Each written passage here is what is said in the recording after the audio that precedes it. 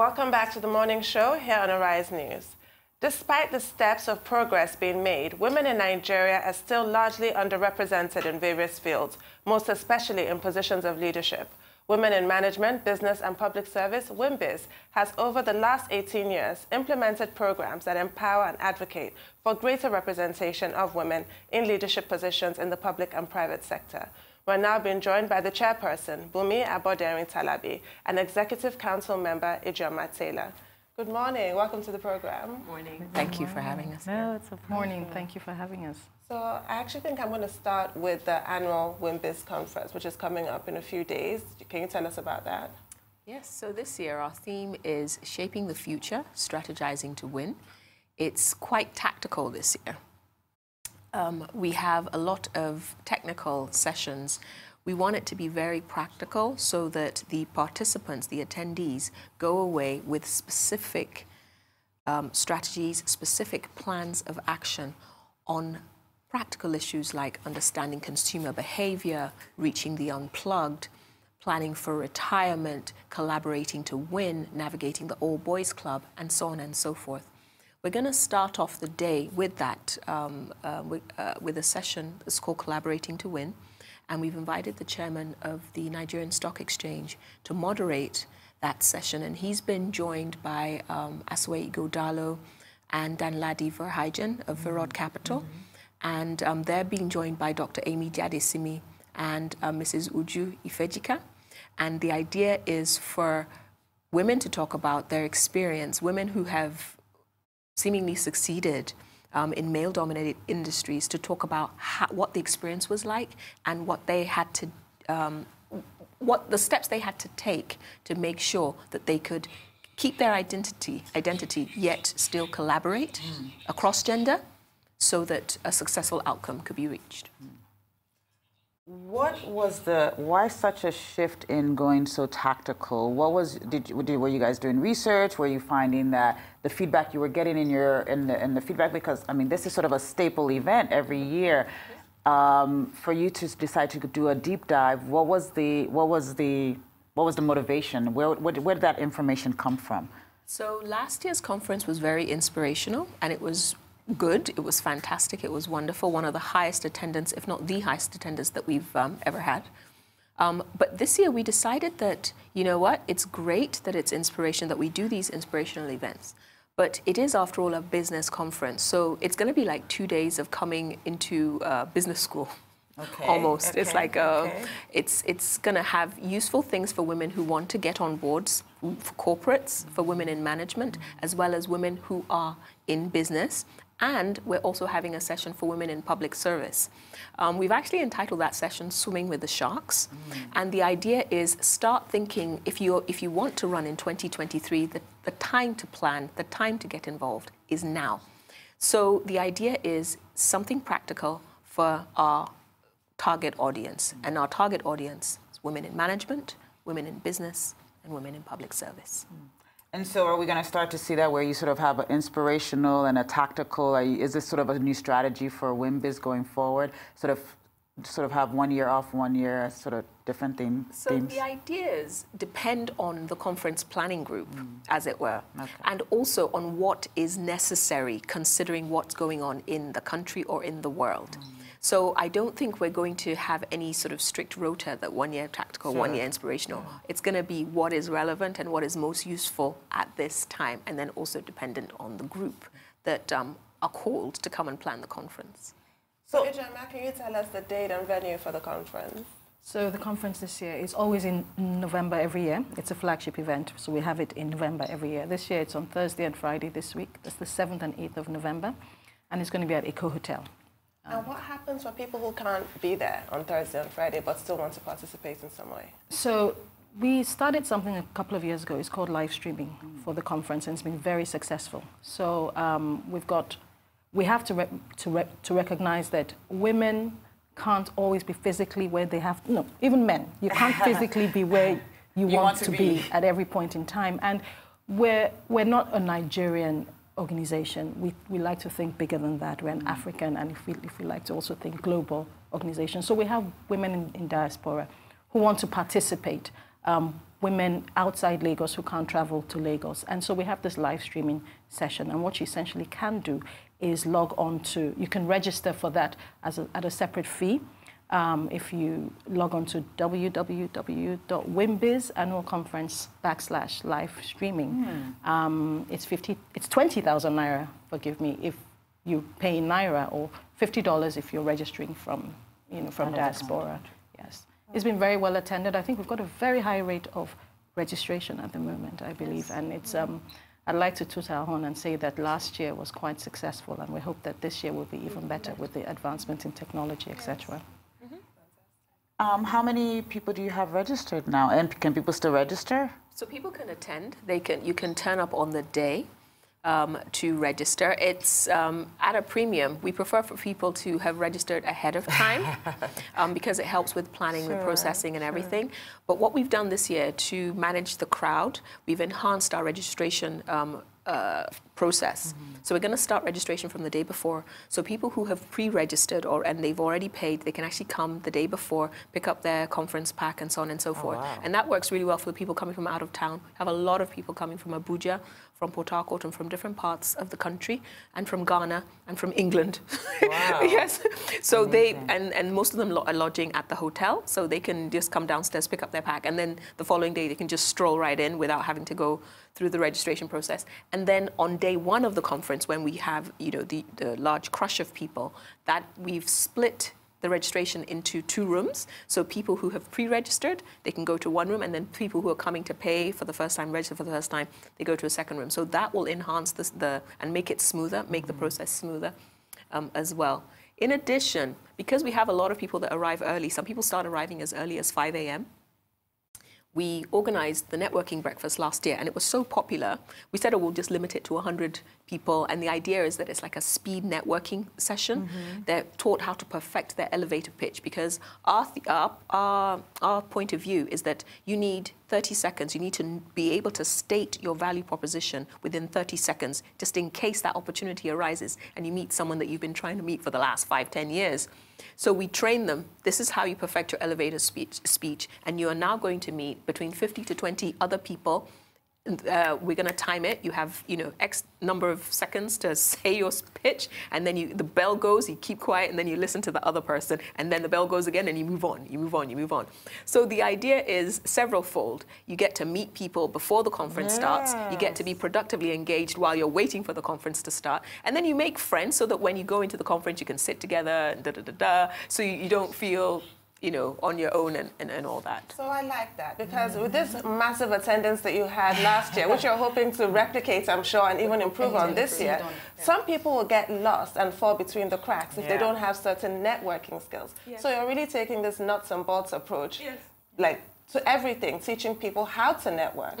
What is your general advice? If I'm walking in, I've registered, I came on my own, I didn't come with a friend, and I'm feeling a little lost, what happens to those people at the conference? I think that with the conference, you need to, with any conference, but you need to be strategic about what you intend to achieve. I don't know anyone, but if you're coming, what's your objective for actually attending the conference?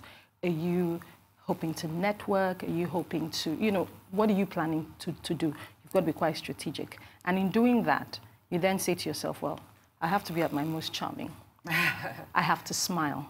Because if you smile, the world smiles back at you, I always say. Please always have your business cards. So you get to the conference, you don't have any friends, but that's okay, because you're supposed to network.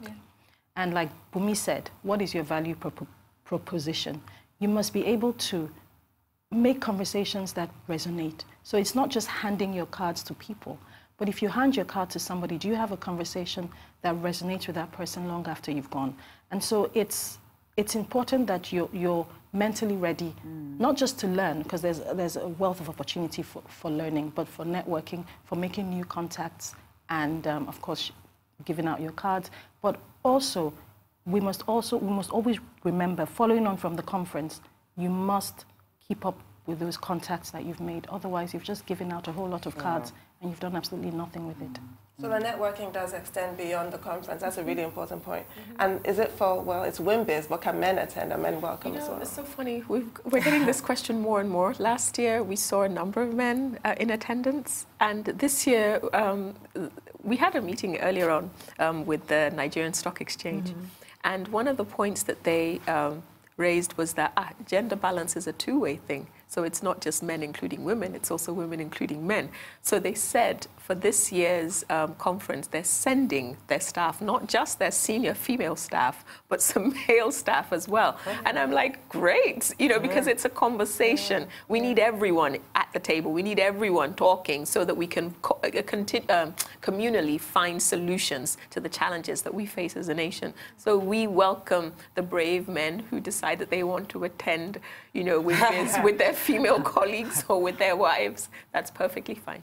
Because there is a lot that men can do to enhance women in the workplace, so it's important that it's a two-way street. Yes. We can't be talking with ourselves to ourselves. We've got to have men in the room.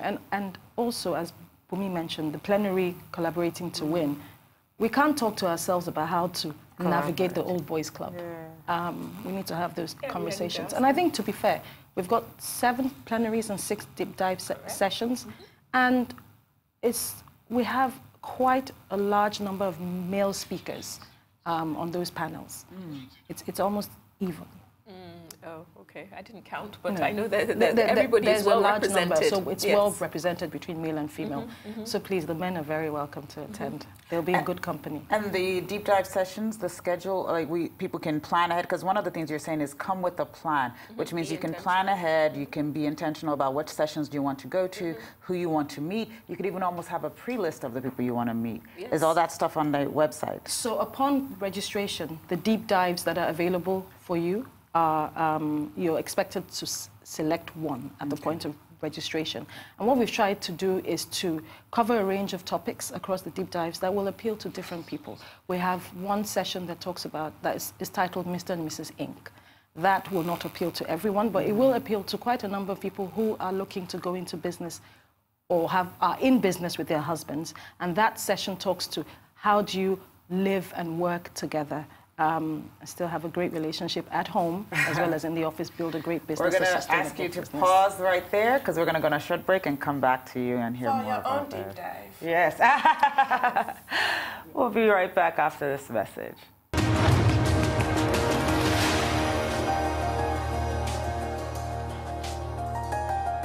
Welcome back to the morning show here on Arise News. We're still with Chairperson WIMBIZ, Bunmi ABODERIN and Executive Council Member Ijeoma Taylor.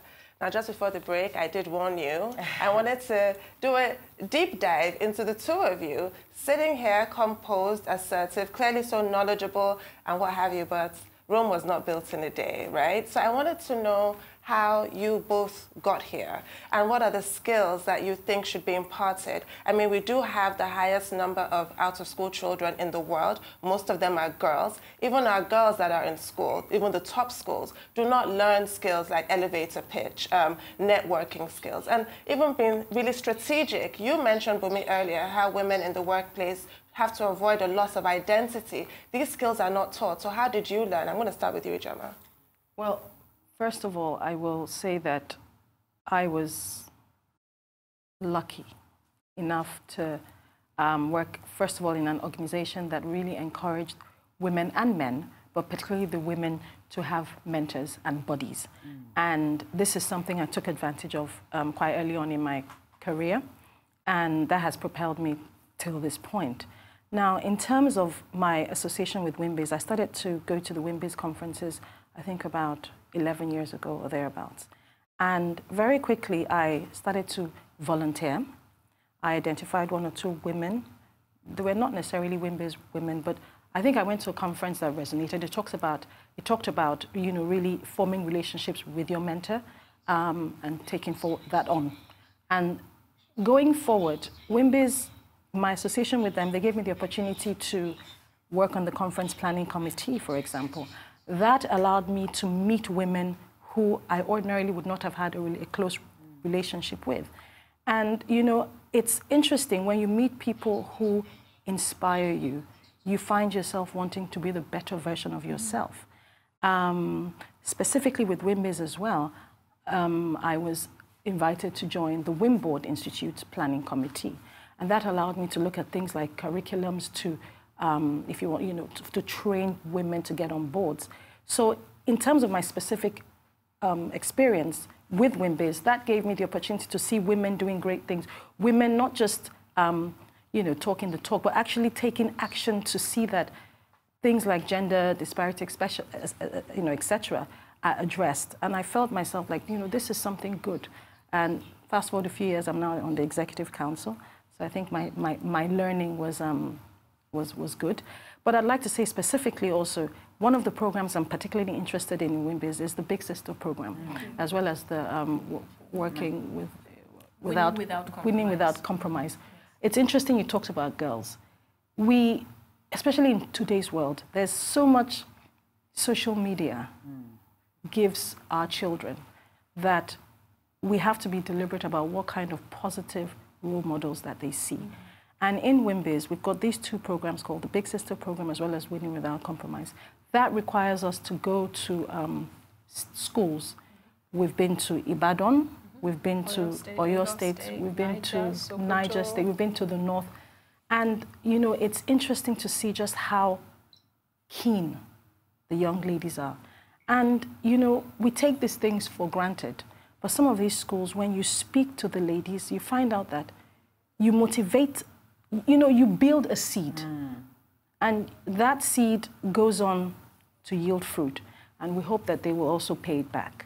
One of the things we've mentioned as well, and I hope I'm not giving this away, is to be able to measure the impact that we're actually making in these schools. So it's beyond talking to ourselves, women who want to get on boards, women who want to get into the old boys club, etc., who want, you know, who want to start a business, but also going back to the schools, because these young women, these girls will become young women. And so we must, so I think it's been a great experience for me so far. I continue to learn. Great. So I'm just going to add to the Big Sister program. I'm glad you asked that question, because that's specifically what we teach them. We teach them soft skills as well as hard skills like financial literacy. We talk to them about personal grooming, how to handle peer pressure. We talk to them about different career paths and so on and so forth. We train the mentors that can hopefully help continue the teaching that we give to the girls during the Big Sister program. And what we found is that though it didn't start that way, it's also become an intervention tool, because sometimes there are some young girls who are vulnerable or who have been through certain experiences, but they haven't had the comfort or the confidence to tell their teacher or tell their parents or tell their mom what's going on. And through the Big Sister program, certain vulnerable young girls have been identified, and they've been connected with the relevant social development workers, agencies, departments that could intervene and help them. So Big Sister program is one of what I call the pipeline programs. So looking back on the pipeline, that one is obviously younger girls, 11 to 14. And then the WIWIC is for undergraduates. And again, that one is training them, encouraging them in their entrepreneurial streak. So we have a business plan competition that goes along with that. There's some judges that we invite, and the winner of the business plan competition gets seed money so that he or she, because funnily enough, WIWIC, we're seeing more male students attend, more and more male students attend. At University of Jos last year, the room was almost 50-50, if not more male students than female students. We were quite taken aback by that, and we had over 800 students at that one, and this year it was at University of Sokoto. But I said all that to say, in addition to looking after women in management, you know, thinking of what women in business might need, organizing training sessions for them like WINCAP, that's WIMBIZ Capital. It's a 2-day intensive training program for women who run micro, small, and medium-sized businesses. And they come, I've actually seen some ladies who I think run large businesses attend. Yes, but it's like a business clinic. They come face to face with experts in HR, in financial management, in branding and communications, and so on and so forth. And they can present specific problems that they're facing in their business, and then they collaborate and come up with a solution for them. So things that they wouldn't be able to afford, consultancies that they couldn't afford on their own, through that program, they get it. And then for the Wimboard Institute that Ijeoma referred to earlier, we are seeing that there is such a vast demand for formal business education, formal management education, formal training. People have these ideas, but they need help to actualize the ideas that they have. And with the Wimboard Institute was originally conceptualized as for women who are in management, corporate women who want to come up through the ladder. So we talk to them about how to read financial reports, how to be an effective board member, good stewardship, improving, enhancing board effectiveness and things like that. But what we started seeing is that women who run businesses also, they also want to attend. So they sign up for the Wimboard program as well. Which is great because we believe strongly in corporate governance, we believe strongly in business ethics, we believe strongly in structure, we believe strongly in documenting processes. So we encourage our associates and those who attend all our programs, to do likewise with their businesses and in the organizations that they work. Wow, fantastic. So I know throughout the year WIMBIZ does different programs, and one of the programs you did this year was the hidden cost of gender inequality. Yes. I wanted to know what happens when you do these type of events and what is sort of the output and the way forward. Great. So the program you're referring to is called our CEO Policymaker Interactive Series. So once a year, we invite CEOs or C-level personnel, if I may use that word, and policymakers to come and have breakfast. We don't charge them. Just say, come on in, like 7 a.m. in the morning, and we basically present to them what we think is a pressing issue affecting women in the workplace. Now, there's some issues that may be obvious to us, you and me, because we're females. We know that when a woman is pregnant, it's more difficult for her to make it from her car into the building, so please have pregnant parking close to the building. Or we know that it's important to have a creche. We know it's important to give adoption leave, maternity leave, paternity leave. But sometimes the people who make the decisions, they don't know these things unless somebody actually just brings it to their attention. So that is how I see that CEO. I like to refer to it as we're bringing something to their attention. And we measure success by the actions that the attendees take after they've been at the breakfast. So for example, one company, I don't have permission to mention them on air, I believe they're a publicly listed company. The gentleman, it just never crossed his consciousness that, oh, we have a board and there's only one woman, and it's, and they never saw it as something that could be improved, could be enhanced. It was referred to as progress. So just have one woman. Yeah. Yes. Because before they never did. Yes. So I think fast forward that. Yes, it's changed. So yeah, because of their attendance at that program, they now applied to, WIMBIZ has a database, so they applied to WIMBIZ and they said, please give us some recommendations. We've run out of time. I wanted to talk to you about the Swimming with Sharks and what WIMBIZ is planning around 2023 for increased political representation, but we've run out of time. Oh, that's a shame. Sadly. This is evidence that you guys need to come back more. Definitely. But thank you so much for being here. Thank you for joining us this morning.